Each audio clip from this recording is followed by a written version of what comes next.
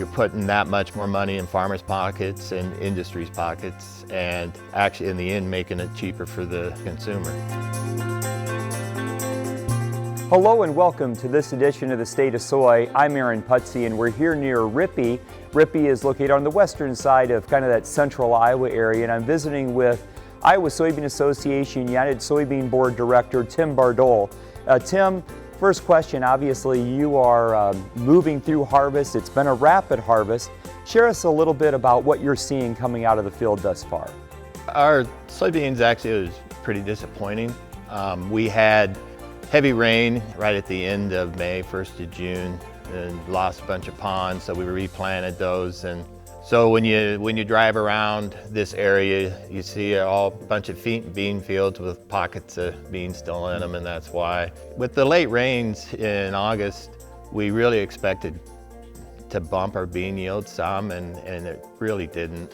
Depending on the fields, we had yields from 46 up to about 65, which was definitely lower than we'd hoped. Yeah, a lot of variability too, and seen a little bit of that, especially in this area because of what you referenced in terms of a lot of rain to start with and then maybe not enough rain to finish. In terms of the issues right now, I know that a lot of farmers are concerned about just being able to acquire some really important inputs, let alone what the price may be. What are you seeing? What's challenging you right now? For us, it's getting the price on anhydrous. Dry fertilizer, I think that's ballparked in, plenty high, but the anhydrous, we have not been able to get somebody to say this is what it's going to cost you. I think availability will be there. It's just what it's going to cost. We like to come out here and we like to visit with the farmers who are out there every day working through the issues, navigating the challenges. We know that right now transportation is a big issue. We've heard because of the low river levels on the Mississippi, also the ongoing railroad issues, and trying to seek some promise and some outcomes there. As you look at the state of soy, obviously local domestic demand is really important to you as well. You're growing soybeans and you're also raising hogs. Speak to the importance of having that local livestock base to help support demand.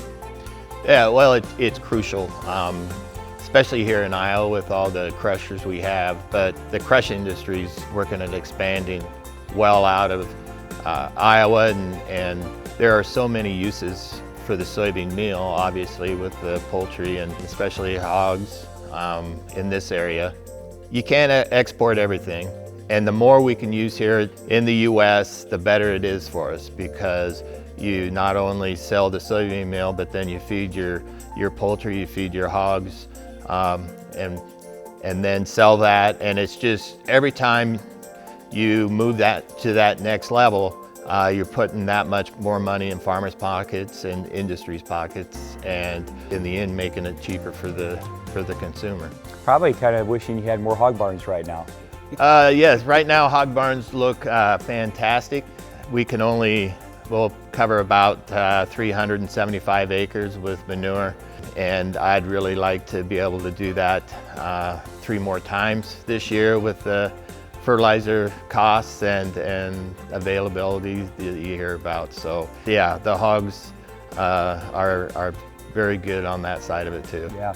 Well, Tim, have a successful harvest here, finishing up strong. And again, the state of soy, a lot of issues at play: input prices, local domestic demand, and of course utilizing the manure from those pigs is an excellent source of fertilizer here as we look ahead already to the next crop year. Reporting for the Iowa Soybean Association in this edition of the State of Soy, I'm Aaron Putsey.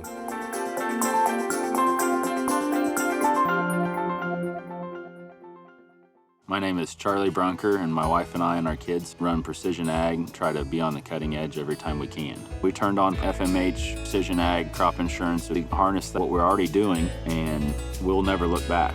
Grandpa used to call a field, 100 acres, and now we're planting 90 of the 100 acres. Well, we're only paying for the 90 that we plant, and those details actually increased our APHs anywhere from 5 to 12% in the first year.